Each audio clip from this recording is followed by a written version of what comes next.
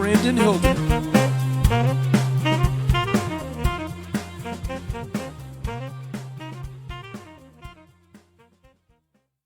Hello everyone and welcome back to The Opening Act. I'm your host, Brandon Hilder. Today is a very special day because our guest is Scott Radinsky. Scott is a former Major League Baseball pitcher and currently the lead singer for the very legendary punk band Pulley. Now, before we go ahead and get into this interview, let's go ahead and give a little listen to Pulley's song, Insects Destroy. Now, without further ado, here is Insects Destroy by Pulley.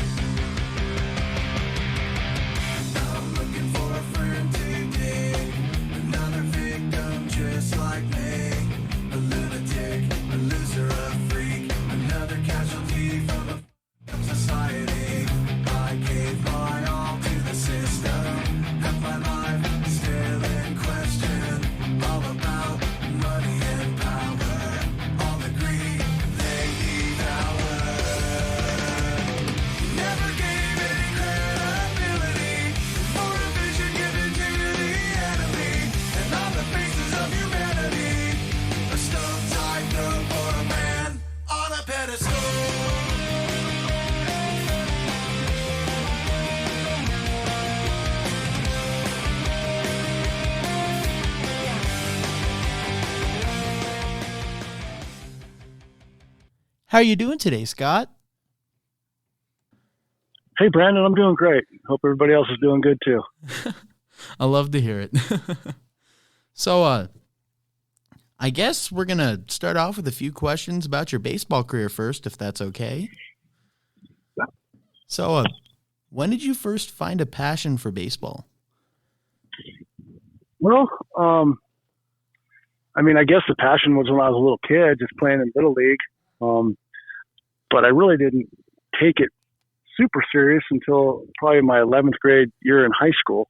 Up until that point, I was just kind of doing my normal thing. A lot of kids, played Little League or whatever, and just kind of going through the motions. But then in 11th grade, I started pitching, and it became a little more position specific. So I don't want to say I got more serious about it or more passion for it, but I was able to focus a little more, I guess, at that point in my life. Yeah. When you were in 11th grade, did you think you were going to be able to take that all the way to the major leagues? I really didn't in 11th grade, maybe towards the end of my 11th grade season, but for the most part, it was when I was a senior in high school and I started, I actually had like a full-time position. I was a regular starting pitcher, and I started having some success about halfway through the school year. And I remember asking my high school coach, like, well, what do I have to do to make this happen in college? And he said, well, there's a chance you have a chance to get drafted by a professional team. And I think the second I heard that, my whole approach changed. Once that was, I kind of, somebody had told me, like, well, you might be good enough to play professional baseball. Dang. Like I said, after that point, I said, this is what I want to do. Yeah. Wow. Wow. So, what was it like when you did get that call by the White Sox in 1986? 1986, I came home from school. I want to say it was June 3rd or June 7th. I can't remember the day, but, we just had the landline at the house and my mom's house, and the phone rang and I answered, and it was like, a guy got to me and said, hey, this is Dwayne Schaefer from the Chicago White Sox. Congratulations. We drafted you in the 3rd round and blah, blah, blah. And, we're talking mid-'80s, no internet, no ESPN TV or any of that. So I wasn't familiar with any teams other than the teams that were in my area. And I I guess I didn't really sound very excited when the guy called me and he said, "Well, geez, don't sound so excited." And I said, "Oh, no, I'm excited. Who's on the team?" And he kind of laughed, and that's kind of the way it went. But yeah, I mean, of course, I was super excited, and I thought, I got a chance to do this for a job, and I'm doing it.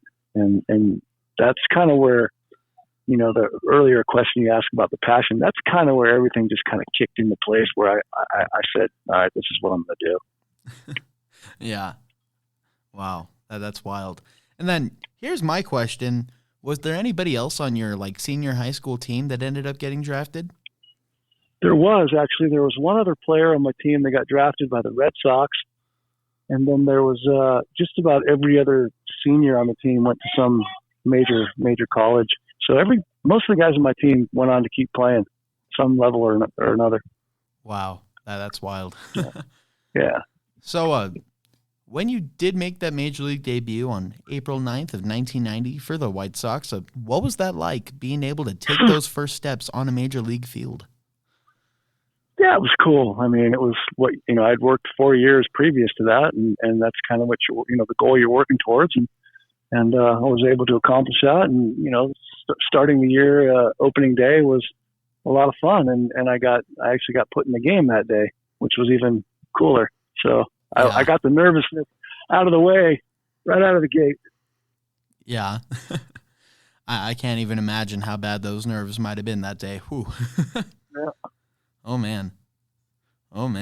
Then I know my dad's gonna have this question asking it, but playing on the early '90s White Sox teams, you got to play with a few stars, and the first one that comes to my mind is Frank Thomas. So, do you have any special memories playing with any of those other teammates? Well, yeah. I mean, Carlton Fisk, our catcher, was 42 years old at the time, and he was my locker mate. Or his locker was next to mine. So, wow. I got a guy that's been in the major leagues for 20 some odd years sitting next to me. I absorbed a lot, and, he helped me a lot. I was like one of his kids. So, dang, it was, I'd say that was probably the biggest impact. And the rest of the guys were young like myself, and we all kind of grew together, throughout our careers. Dang, that is so cool. Yeah. Carlton Fisk, I believe I got his rookie card somewhere at home too. So that's really cool. Oh yeah. So when you made that jump from single A to the big leagues, what was the biggest difference in your opinion? The biggest difference was all the guys on my team had families, and they all had a lot of money. I came from baseball, and we were just a bunch of poor kids trying to, play baseball and scrounge up enough money to buy a pizza at the end of the game. But yeah, I mean, it was just a different world. It was it was a completely different world. Man, that is nuts. Oh. Yeah, I couldn't even imagine, honestly, going from that single A straight up there. Yeah, that's incredible. So, what would you say was the most challenging part about the first few seasons with the White Sox? The most challenging is just, I think for anybody, even in today's game, anybody that gets to that level, the challenge is feeling like you belong, and then continuing to feel like you belong, because the game can humble you pretty quick, and you can lose confidence. So it helps when you get off to a good start and you have some success, and you do believe in yourself that you belong there. So that's the biggest challenge, is just that sense of belonging. Yeah. Then what was the major difference from going from Chicago to LA? Well, at that point that I made the transition, there really wasn't much of a difference, other than it was the National League.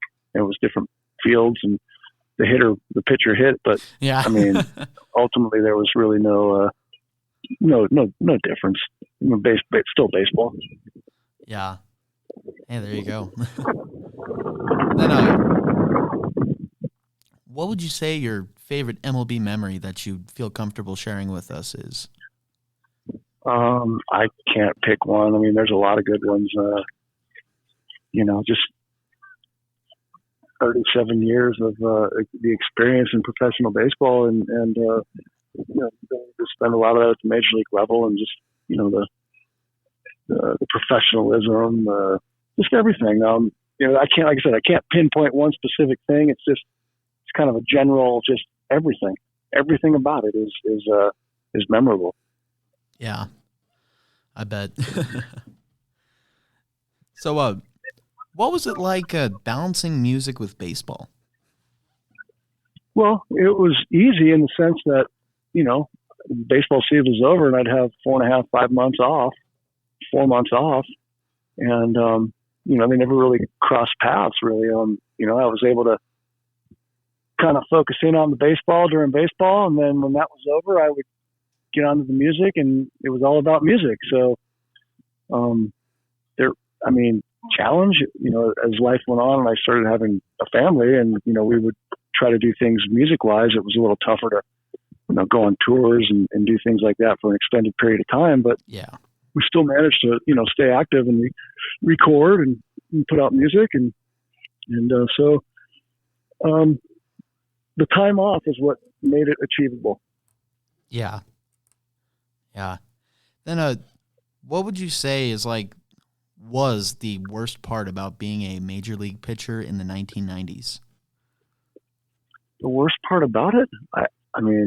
There really wasn't a worst part about it for me. That's a great answer. I guess, wondering what your numbers could have been facing all the steroid guys. But, I think I held my own and did okay. So I don't know if I'd have done any better or not. Yeah. Who was when you were up at the mound, and who was that one person that walked into the batter's box where you just went, oh, I got to deal with this guy? Do you have any of those people? Well, yeah, my role, I tended to face a lot of the same guys.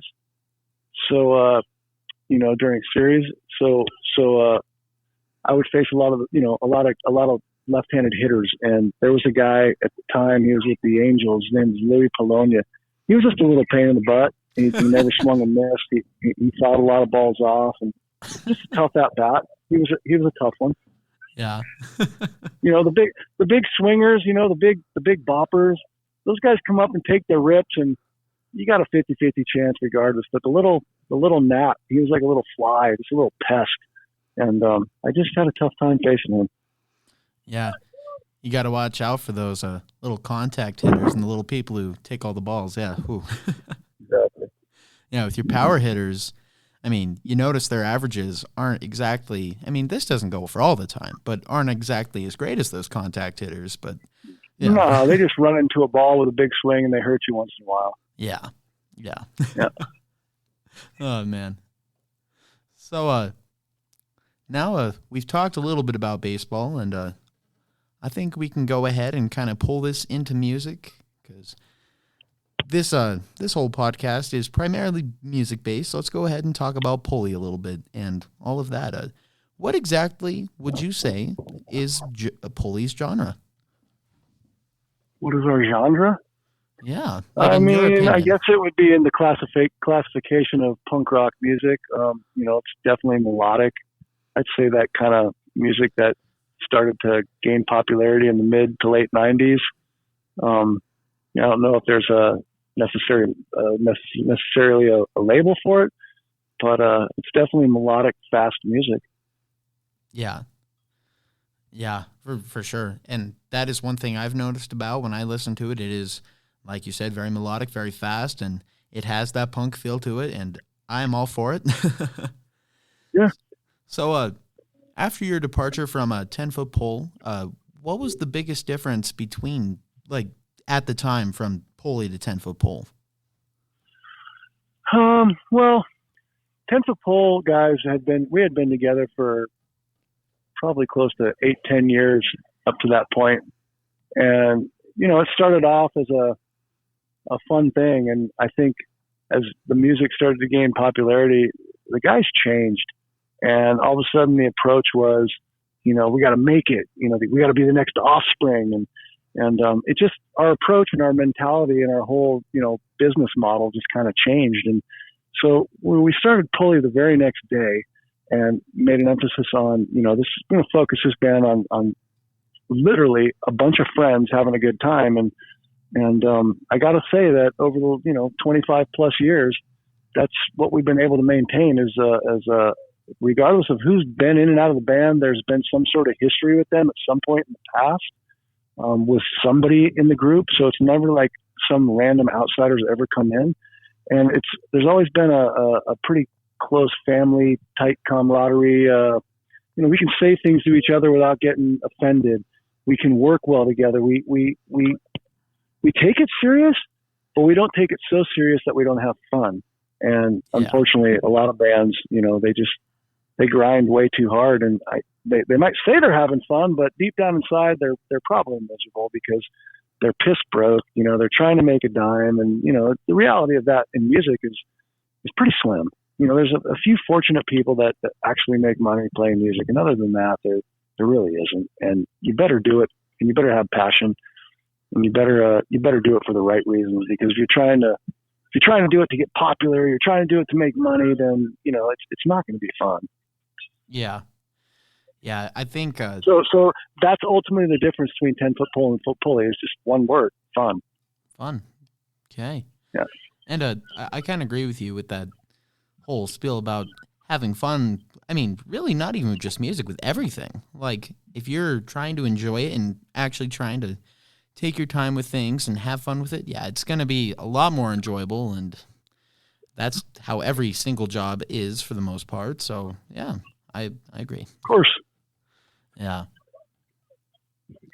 So, when would you say you first discovered your passion for music? We heard a little bit about the passion for baseball, but what would you say about the one for music? Yeah, I got into music at an early age, as a listener, probably when I was in first, second grade. Had some older kids lived across the street, and they turned me on to some, old Queen, Ted Nugent, and Led Zeppelin, and, a lot of the late 70s rock bands. And, so my passion, I definitely got into it at an early age, and then probably somewhere around seventh grade, I had interest in wanting to play an instrument, and I saw a drum set at a garage sale, and I somehow talked my dad into helping me out, and whether I mowed the lawn for the next year or whatever it was, he bought me this old drum set from the garage sale, and I learned how to play drums, and I got an interest in playing music, and anybody that plays drums knows that it's hard to play that instrument by yourself. So I started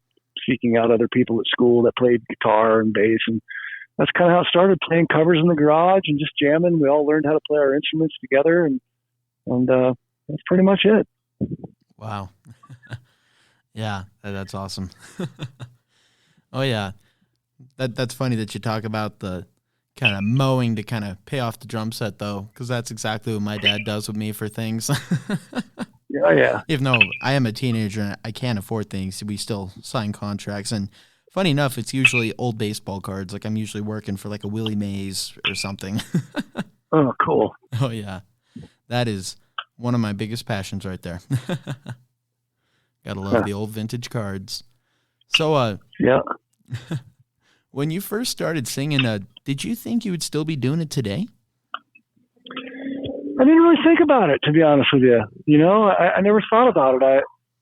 I guess probably being a part of baseball for so long kept it going, because I would just go to baseball and forget about it for 8 months, come home, and then, it's just time to play in the band. And we would book some shows and we would play, and it just kind of kept going. But no, I never really thought like, this is going to be a lifelong thing, what I'm going to do.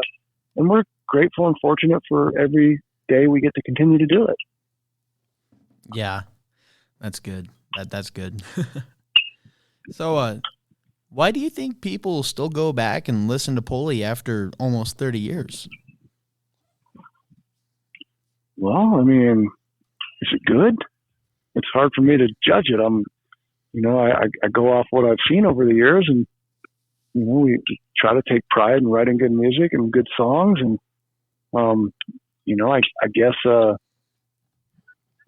I guess it was good enough for people to get into it and like it, and it's been good enough to sustain a likingness to it. You know what I mean? And I don't know if we have any new fans, but people that dive into the history of punk rock and they find, they stumble across things by accident. They go, I like this, but as far as what we had done in the past, I don't think we really lost any fans by ever recording something and having them say, "Oh, this sucks."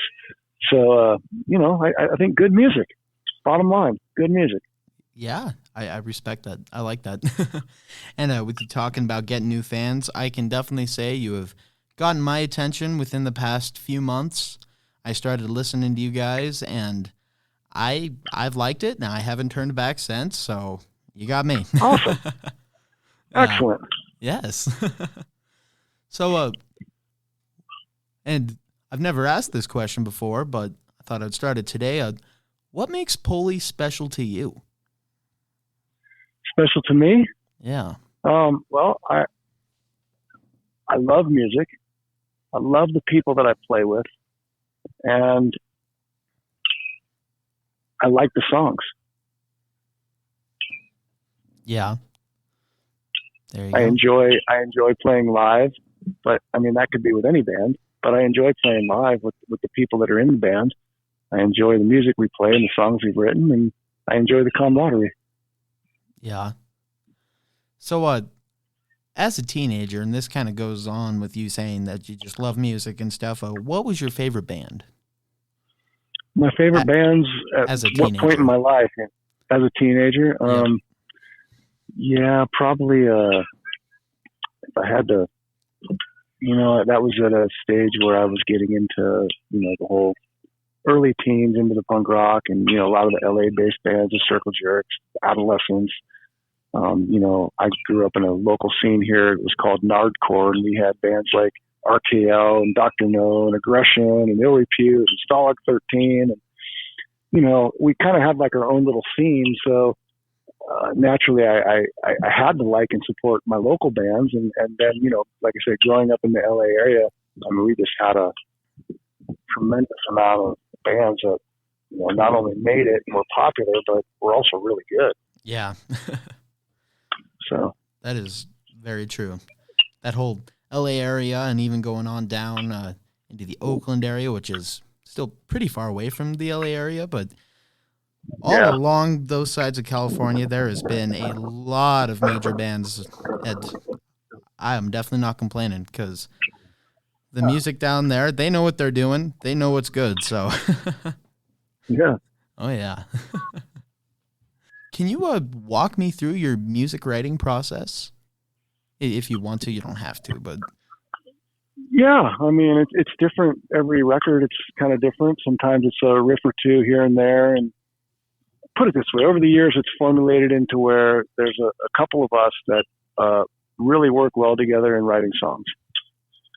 And we kind of have learned over the years, for at least the last 20 years probably, that, we're going to structure the music around the vocals. We would normally write a bunch of riffs and think they sounded great, but then we couldn't sing over them. So we started, or I should say I was always involved, but I started getting more involved when it came to the initial writing and being a drummer. What me and one of our guitar players, I'll play drums and he'll play guitar, and we'll hash out some riffs and we'll figure some things out, and all based around vocals. And then, we get the song pretty well structured, and then we present it to the rest of the band, and they kind of throw in their parts, and, the bass player write his riffs. But the song really doesn't structurally change. So that's kind of the process. And in past years, like when I would be at baseball, there'd be a lot of cassette tapes being sent through the mail with ideas and things. But as time's evolved, it's, with the advent of the computer and the ability to either GarageBand or somebody has, their own recording thing, it's been a lot easier. And because we don't have like set days anymore. We used to have set days where we would rehearse and practice and we could write all together, but we found a more streamlined, effective way, and I think it's been more productive, and certainly the outcome, I feel, is better. We know what we're doing now. Yeah. Or at least we kind of have a better idea. I don't know if we know what we're doing, but we definitely have a better idea. Yeah. So, yeah. So what Pulley song speaks to you the most? Yeah, there's I mean, there's a few songs on the first record, a few songs on the second. There's a couple songs on every record, I'd say, that kind of speak to me the most. I'd say most of the time, for whatever reason or not, I don't really go back and listen to a whole lot of songs, but I know that the songs we play live in our set right now there's a reason why we play them live. And when I listen to them on the records, they're usually the best songs on the records too. So I would say that, the songs, not just song, but the songs that speak to me are the ones that we play live. Yeah. I mean, yeah, that makes sense. And does one have more meaning, or is one more, hit home more than another? I mean, they're all personal. They're all, my definition of writing lyrics is, how it's probably perceived differently to a listener than, and that's the beauty of the whole songwriting is you might think that this song's written and it's supposed to be about a certain subject, but in reality, that was the farthest thing from my mind. And I've heard that many times, from people, and I don't tell them, oh, well, you know what, you're wrong. The song's really about this. That's the beauty of the music, is to allow the listener to interpret it and have it be whatever they want it to be. And so that's kind of where I'm at with it. Yeah. So, over the past couple months, I have started listening like a lot to your acoustic album, Different Strings. Uh-huh. Why did you choose to make that? Well, we started doing that during the COVID thing, and like I was mentioning earlier with the home studios, we've been talking about doing an acoustic record for years, and in 2004 we released a record called Matters, and the last song on that record is acoustic. And originally, we were going to have 5 or 6 songs. We were going to remake about 5 or 6 of our old existing songs, and we were going to do them acoustically. But it never happened. It never transpired. And during COVID, we just had time, and we finally said, let's kind of screw around with this. So that's what we did. And Nice. We liked it, and we just kept collaborating with it. And I mean, we just basically killed some time. I like it. Yeah. I really like that acoustic track. Like, all of them are. I was listening to the whole thing today while I was doing some extra research, and oh man, you can't go wrong with that. Yeah, it's peaceful. Oh yeah, it's good stuff. I personally really like it and this goes for many genres. Goes for punk. I've even seen it in some like slightly very light metal cases, but some other rock cases where they put out that acoustic album, and I really tend to like those. I mean, I still like the other stuff like more, but the acoustic stuff, I don't want to call it a break, but it is a good thing to listen to from time to time, and it's good and relaxing. It's nice. It's definitely a break, and it's definitely an ability to really hear what a band can sound like. Yes. You don't hear the same when it's electrified. You just don't hear it with all distortion and effects and everything else. And I like it stripped down. Yeah. I think, I agree, stripped down music, especially acoustic, you can really hear the talent behind the guitar as well. Like, here's one of my examples that I love telling people about, but everybody's always bashing on Billy Joe Armstrong of Green Day, saying he's a terrible guitarist, can't play a dang thing. But when you hear that man pull out an acoustic guitar for the last song or two, oh my goodness, it completely changes. You can hear it. It's you can hear the finger picking in it. You can hear the talent that goes behind that. Like, when everything's electrified, like you're saying, you just got that electric sound. You can't really hear too much of the guitar under that. But when you strip it down to acoustic, oh heck yeah, you can hear it. And oh yeah, I love that stuff. You can go in the Guitar Center and hear some guy doodling along a guitar and showing off. And he's a great player, but can he write a song? Yeah. And there's a big difference between songwriters and players. And me personally, I would choose to be a better songwriter than a player, because I think, if you're not writing a good song, it really doesn't matter in the end anyway. No one's going to listen to it. So whether you play or you can't play, it doesn't really matter. Yeah. Yeah. So let's talk a little bit about your most recent album, The Golden Life. What's your favorite song on this album? My favorite song on the record is probably right now Two Winds. Me too. Oh, good. Yeah, Yeah. that's my favorite song. It's just my style. That's the way I write, and I think that's the sound of Pulley. I Yeah. think it sums up the sound of Pulley. And if you listen to it, if you had heard any of the music in the past and you listen to Two Winds, you'll recognize right away that it's a Pulley song. And that's Yeah. what I think. I'm okay with I don't mind being identified with our past work, and I think we've established a sound. And not that we're trying to copy it every record, but that song particularly, I thought came out pretty strong. Nice. So, in total, what would you say inspired this album? What inspired the album? Yeah, the Well, Golden we had a Life lot of album. music, and we had a lot of music, and we wanted to put out a record, and we found somebody that was willing to help us out, and that always helps. But just that's what bands do.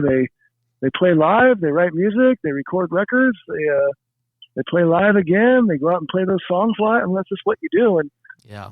I don't think there was any one single bit of inspiration that, oh yeah, let's put on a record. It was just like, oh, it's time. It just when it's time. I don't know how to explain it, but you just know. Yeah. So, That makes sense in a way, though. Like, yeah. I have never really written music or obviously put out a record, but that does make sense. When it's time, I guess. Yeah, I like it. So now, unfortunately, for all the people that are listening to this podcast who have never heard of Pulley, shame on you, but not really.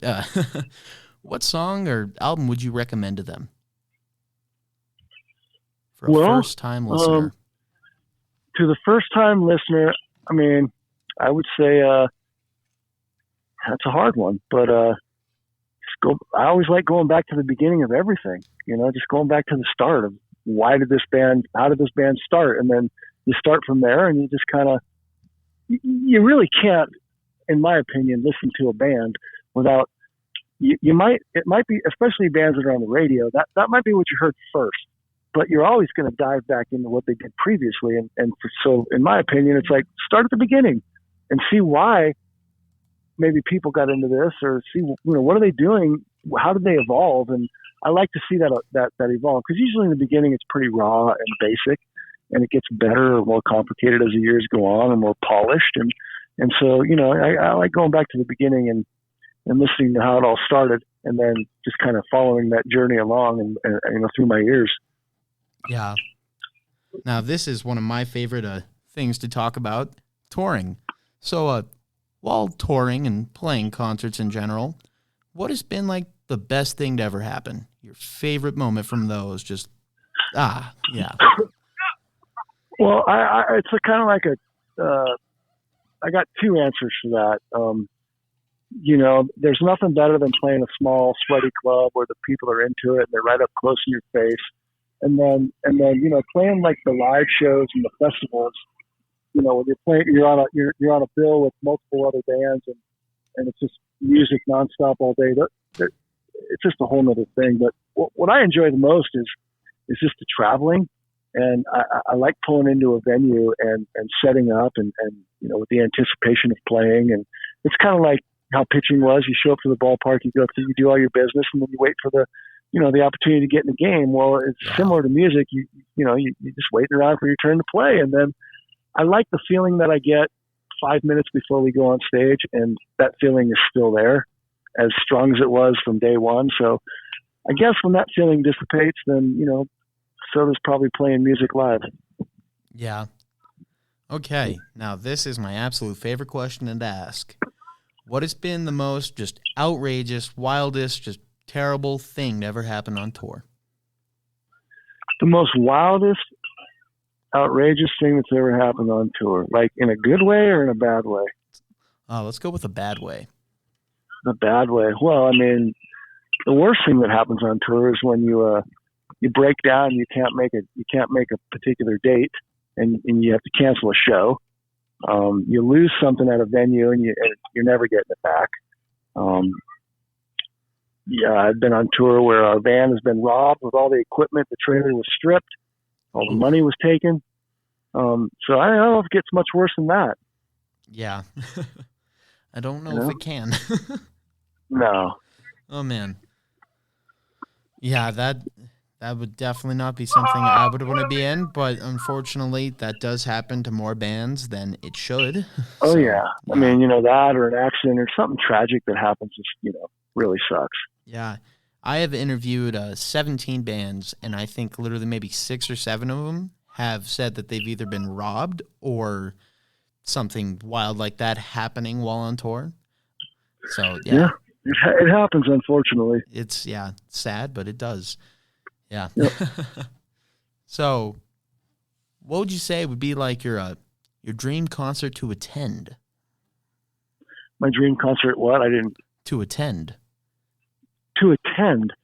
I'm a big fan of the 300 capacity type club. And, just an intimate setting, watching a band that sounds good. It's not too loud.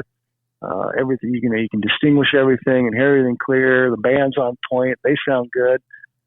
That to me is the ultimate, is just that intimate, up close and personal gig. Not even a concert, but gig. Yeah.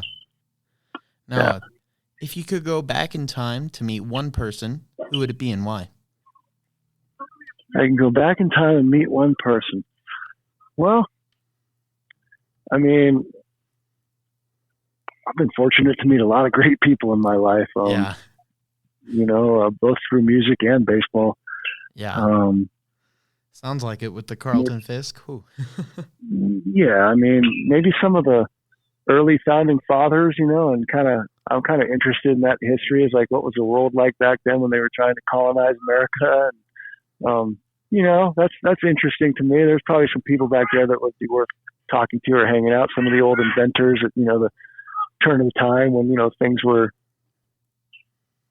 industrialization or whatever the word is for, that whole world. That's when everything was being created. Yeah. So I don't know if there's any one specific person, but definitely some people in those eras, both baseball players that were around at that time, people in general, Yeah. Yeah. So, Yep. I could tell you mine. Mine would probably be Mickey Mantle, probably in the 90s, though. Okay. Yeah. Like Yeah. maybe a few years before he passed, like 92, 93. I would have loved to meet that man, but be nice to pick his brain. Yeah. Oh man. Yeah. That's my all-time favorite right there. Him and Nolan Ryan. Just love those guys. Yeah. Hard not to. Yeah. Oh yeah. So those would be mine. Then let's see. This question comes from my favorite TV show, Chuck, and it's become the signature question asked on every episode. If you were on a deserted island and could have one sandwich with you, what kind would it be?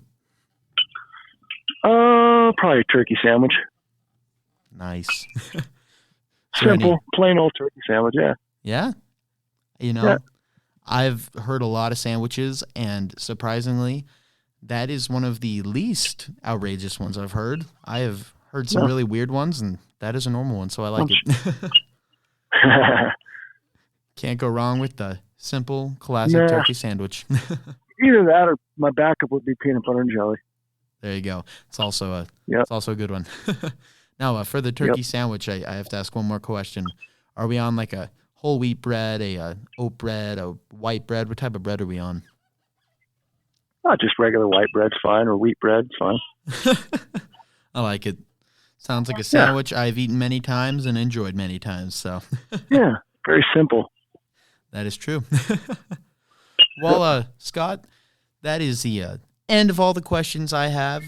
So if you have anything you want to ask me or anything else you'd like to say about the band or about anything else, this is your time to do so if you'd like. I can't think of anything offhand other than thanks. You're the welcome. questions, and other than that, no. Okay. I'm good. Yeah. Well, it has been an honor talking about baseball and about music with you. Two of my favorite things. Can't go wrong when you do it twice. So thank you so much for doing that with me, and I hope you have a wonderful rest of your day, and I guess I'll be talking to you later. Brandon, thank you, and you too as well. And can do this anytime. Sweet. Thank you, man. All right. You have a Okay. great rest of your night. You too. Okay, bye. Okay, everyone, thank you so much for listening to that podcast. That was such a fun episode to record. Please make sure you go check out the rest of the episodes. And once again, thank you, the listener, for doing that, because really without you, I wouldn't have any support. So you guys are really great, and I want you to know that. So thank you, and please feel free to share this with your friends. And yeah, make sure you hit that subscribe button. Have a great one, guys.